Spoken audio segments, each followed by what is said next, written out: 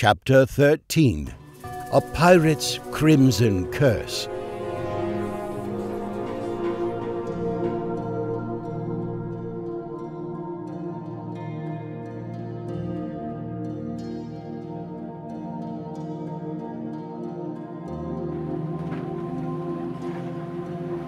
Laying on the warped wooden rowing benches, Brian found it hard to remain asleep. Tender creaks and soft groans, and the rushing swashes of the ship ploughing through powerful Navy-ocean currents seemed to suggest a peaceful rest for a sailor, but not for Brian. It wasn't so much the seas or the ship itself, but rather the whispers and sighs of the others suffering at Skoglar's paw, all weighing on his mind.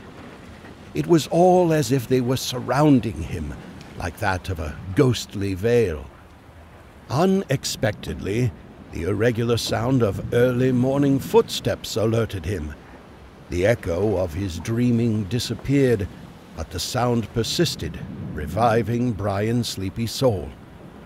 The heavy sound of footsteps made their way from the prow of the vessel toward the stern of the deck above him.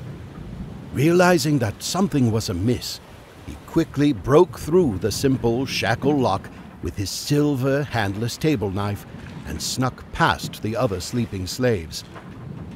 It was not yet sunrise when Brian opened the trap door to the floor above. He searched from right to left, quickly scanning his surroundings for any sign of some creature on deck. Other than the half-sleeping crew rats tasked with nightly duties, nothing seemed to catch his eye. Strange. Just as he was about to give up and return to his spot, something caught Brian's attention. Almost like a dark smudge in his weary morning sight, a silhouette moved in the corner of his vision and quickly vanished behind the closing cabin door. Determined to know the voyage's purpose, Brian pressed forward cautiously, fearful for being spotted, for it would surely mean death. He snuck close to the cabin's portal window and stood at its bottom, hoping to make out anything that could be said. But the sealed pane muffled the sound beyond recognizable words. Drat. He finally settled to peer through the grimy, green-tinted pane, but he realized that he would need some assistance up, as the window was about a head taller than he, even on tiptoe. Quickly he located the perfect aid, an ancient-looking barrel still half full of old ale. Climbing to its top, he was finally able to peer through the portal window. Inside the cabin, a lantern was lit on top of the chipped and roughened cedar round table at the center of the room. Standing around it were three forms, just visible in its light. Brian determined that the one standing with his back to the world was Skoglar, while the gun rat called Stink-Eye sat at his left. To his right was a bloated form hiding in the shadows, but from his silhouette, Brian knew that it had to be the only toad on the ship, Skoglar's trusty steer's toad, Ramel. On the table, close to the open lantern, were little standing figures made of wood, with Skoglar's paw moving one to a new position. To where and for what reason?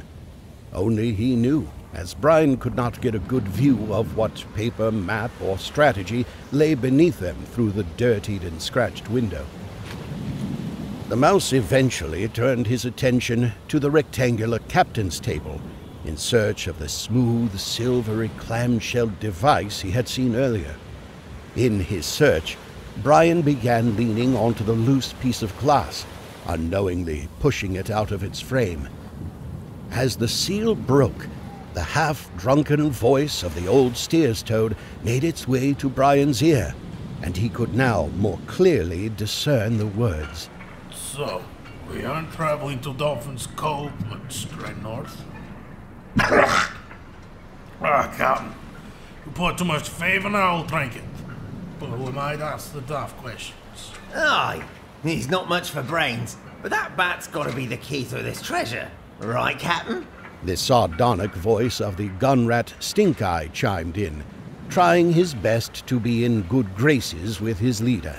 Quiet your tongue, you foul-breathed fish bait!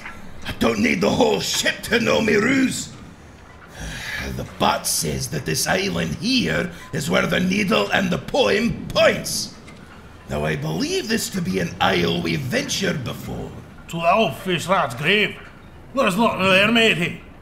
Why don't we go and trust whatever chum he's spewing? Ramel complained recklessly, knowing his amplified size could rival the toughness of his captain. That is of no concern to you, Toad. Hold your place under me paw, else I'll take you for fried frog legs! Skoglar countered dangerously. Now, slumping back into a lazy posture, Ramel shot a devious grin at Skoglar's wild notions. Right, me. The old toad wallowed. Now, as I've said, the bat reveals that there's something still there, hidden as such, waiting to be found. I aim to find it, as it correlates with this accursed poem, even if I must crush the bones of that old grave. Aye, but what about victuals? Won't we need to dock and resupply again? Stink-Eye asked hungrily. You leave that to me, and you worry about keeping those cannons right for battle. There's more than our ship who'd be killing on open waters, and I'd not be the one being killed. Sorry. Crash! What was that, mates? The glass Brian had been leaning against finally broke free, and it shattered on the planked wooden floor squarely behind the captain's old table bench, extinguishing the blazing lantern wick. Brian quickly ducked down and out of sight before any beast could lay eyes on him. Seems as that old window repair didn't quite work out. Eh, mate? The old steer's toad teased, not quite aware of Skoglar's new shade of hot red anger. Shut it, you wallowing one-eyed toad! Unless you'd like to become this ship's new carpenter! Flippers are no good for holding a hammer or nails. Can't make a straight cut through a board if I tried. You couldn't make a straight cut through open waters either, mate! Stink-Eye rapped out swiftly, though not quickly enough to avoid the hard cuff the toad delivered to his head. Ow! Can't a captain get a hold of a half-decent ship, or even a third of a competent crew anymore? Oi, Stink-Eye, go up there and check that opening for any unsought ears. But... fine. Brian had held his breath as he hid himself behind the one wall that kept him out of sight. Stink-Eye stuck his head past the opening, only hiding it back inside when a stray gust of wind bringing cold mists wiped across his snout. Nothing out here but the wind, Captain. Well, don't just stand there letting in the seas and winds. Close it up! Right. Aha! Here! Plug! The hole now had the fat end of a large empty wine bottle shoved tightly in, leaving it to stick out comically on the other side. Brian was finally able to let out a relieved sigh, now that the window had been half-heartedly repaired. Quickly, he leapt down and swiftly made his way to find Ropeburn, his mind racing with all of this could mean. The fierce-looking otter called Ropeburn was still asleep on the deck near the mast, with one eye ever watchful. It was a habit he adopted whilst on his own adventures over the high seas, and a good one too. If some creature were ever to sneak around him, he'd know it soon enough. It prevented many thefts, especially when his eye would blink and stare back at them. As Brian quietly approached his sleepy friend, he noted this as he paused and bent to whisper to him. Ropeburn? Mate? Are you awake yet? Ropeburn's sleepy frame arose menacingly as he reached for the missing sword he would carry in his belt.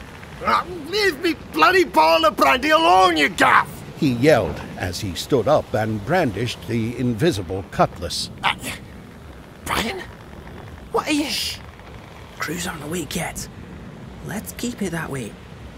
Listen, we'll be making a heading change due north soon. Not making dock at Dolphin's Cove. Wait. How do you know that now, matey? Reuben questioned wearily as he now stowed his imaginary weapon. I overheard the captain speaking to the large toad that steers the ship. And that cheat of a rat who loads the cannons. That stink eye, that sully of vermin. But we haven't got enough rations for a voyage like that. The closest isle is about 5 days off from here. Oh, good to know. That will give you time to rally a plan with the others. Reuben's sleepy mind took a moment to attain Brian's hint. Wait, others? What others? Just a few brave and good souls. But don't worry about that for now. You'll still need to act surprised when he eventually swings us north, so he doesn't single you out. Oh, don't you worry about that, my mousy friend. I can handle a little bad breath and interrogation. The otter jested, hoping to relieve Brian of worry. Right. Oh, also, do you know the name of that isle? No, not formally anyway. We'd call it the Forgotten Points. But we'll not make it there with a sack of rotten pinecone seeds and a beaker of clean water left, even if we start rationing now. Brian thought on this a moment, scratching his head in bewilderment at the observation. You leave that with me. I'll think something out. Besides, I have a new friend who can help. Reuben gave a curious look to his mousy friend, now coming to a sudden realization to what Brian was suggesting. By the tooth, it's that rat you saved, ain't it? I knew you were more than just a ripe old tree hugger. Right. In any case, I'll go see the others and check on our flightless friend. Once I have a plan formulated, I'll let you know. Shouldn't be too long. In any case, keep your eyes open, mate. Brian finished as he left for the rowing benches below the decks. Aye, same to you, Brian. Good luck. Before the other slaves awoke, Brian had found himself now below deck, out of sight of Skoglar and the other crew members. He searched among the benches for the ones who expressed bravery in helping to free themselves and the others from Skoglar's wrath. A grey squirrel named Ashten, 2 mouse brothers known as Griggy and Neets, a dormouse girl named Berine and her adopted father, a shrew with the name of Foara, and a diminutive and brave mole maiden called Rosepetal. Brian went swiftly and quietly through all the benches, of which there were 12, 6 on each side, finding each of the spread-out companions to wake them. Most of them awoke quickly, aside from Griggy and Neets, who dearly loved their sleep. Soon, all had known the ruse that the evil marmot had planned. Noticing that one of the benches was unusually short one slave, the attentive squirrel Ashten whispered a chilling question. What's happened to Bressa? I don't see her sleeping at her bench. Bressa, the young mischievous mouse thief, was a spirited gypsy with a lively and optimistic outlook. But now she was a sickly small thing with a hoarse cough and little strength left to row. Ashten had taken an interest in her, seeing how badly she was treated, yet how she refused to give up hope. She had been a good example for all, but now she was missing. Suddenly, the angry voice of Skoglar roared up deck as it muffled and echoed throughout the rowing chambers, waking the other slaves from their slumber. Hey now! You're the little thief who stole me wine! And the last remnant of Scone 2 days ago! You greedy little rogue! Ashton's eyes widened in horror after hearing those words. In near panic, he collapsed to his knees as he gasped for breath. Oh, I knew that finding that bottle would only bring trouble. She's gone to sneak new water and gotten caught, hasn't she? Now's not the time to give ourselves away, mates. Quick, before anyone else awakes and comes to check on us, get back to your places. As quickly as Brian finished his words, everyone scrambled to their benches, seating themselves quickly, as heavy footsteps above stomped from aft to fore. A horrific scene of scrambling paws and struggles to escape played out, only now ending with stagnant silence. This put a whole new fear into every slave alive to hear it. Soon the marmot's voice boomed and echoed throughout the wooden room with rage as its tone. Ye greedy pig! I should have known that a thief as yourself would have taken what was never yours! Mayhap I can cut ye a deal. You still want to remain useful, don't ye? Just audible over the thrum of the seas was the hoarse, fearful voice of Bressa as she replied. Yes, sir? The captain's evil voice laughed maniacally. Ropeburn now stood, watching nervously from a spar. That's right. And you will, matey. You'll serve as a lesson for what happens when you try stealing from the captain of the ship! Stink Eye! Tie her up, and you get the plank set out over starboard! I want a good lesson taught, that if any beast sees that he should steal from his captain, what the consequences are! No! Please don't. I didn't take anything. I didn't. I was only looking for clean water. Please? The frightened voice of Bressa pleaded, met only by deaf ears. Again and again her coughing voice called out in fear, not wanting her own life to end. But only evil grins graced her plea. Soon, Stink Eye had her tied tight, with her arms held forcefully behind her, and she was shoved onto the plank by piked end, where she was forced to balance and slowly tip-claw to its end.